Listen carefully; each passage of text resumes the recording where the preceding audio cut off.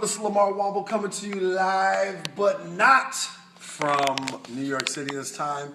I'm in Omaha, Nebraska at my alma mater, and I'm very excited because when I do get to come back, I get to come back and connect with great people that are doing it big here in the city of Omaha, but also internationally. And so I am here today with my man, Marco LaRock. What's up? Yep, and today, this is What I Learned About Student Motivation, episode number 41. Getting in the 40s, we're getting up there. Getting a lot out of hand. You're really good. Yeah, you know what? It's all about the consistency. It's all about the consistency.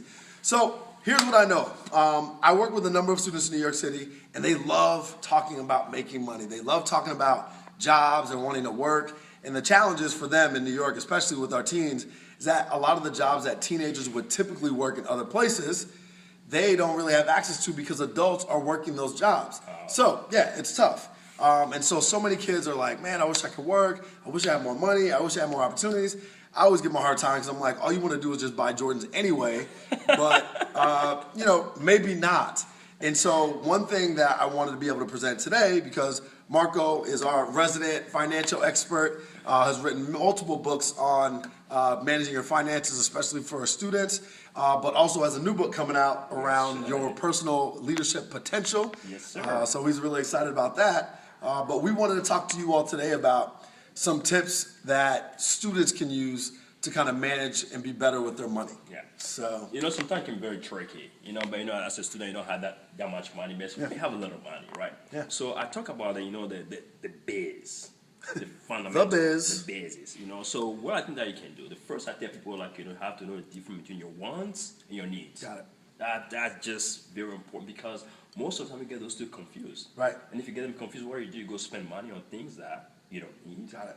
And then later that when you want to spend money on things that you need, then you don't have the money. Then you screw. Got it. So I tell people make sure you have a difference between your wants and your needs. Got it. So number one. You just talk about those Jordan, right?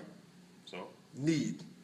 That's what they would say. But it's a want, generally. Yeah. So number one, know the difference between your wants and your needs. Got it. Okay. Second, don't be so greedy. Word.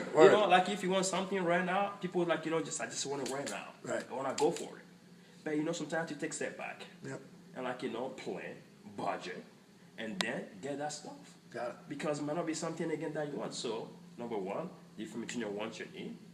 Number two, don't be so greedy. Got it. So let me speak to that really quickly. I think the way this may show up, and maybe not necessarily for students, but in people's lives, is that I think what you said was very important. Sometimes you got to take a step back before you can take a step forward. Exactly. And I know for me, when I was getting ready to transition from UNO, from my first job at Inroads to UNO, I was taking a step back in pay by about $12,000. But what resulted was after UNO, you get more opportunities. Yeah, the job that I took afterwards not only was a better opportunity for me, but also doubled my salary from what I left. And so sometimes you got to take a step forward to take a step back in order to get where you want financially. Exactly. And number third, very important, you got a budget. I tell people all the time, that's very crucial. People say, I do it in my head. No, you have to budget. You have to know what your expenses are, your fixed expenses, your variable expenses, your discretionary expenses, and know how much money is coming in, how much money is coming out. Because without that, you screw. Yeah. Big time. So number three, write it down. Got it. Write it down. And that's something I definitely don't do. I could be much better at that. Or you can put it in your notes. Because when you see it, on paper or whatever, it just makes more sense. Yeah. You're much more disciplined. Then Lamar comes to me and is like, Marco, let's go and get some stuff. I was like, dude, I'm not going.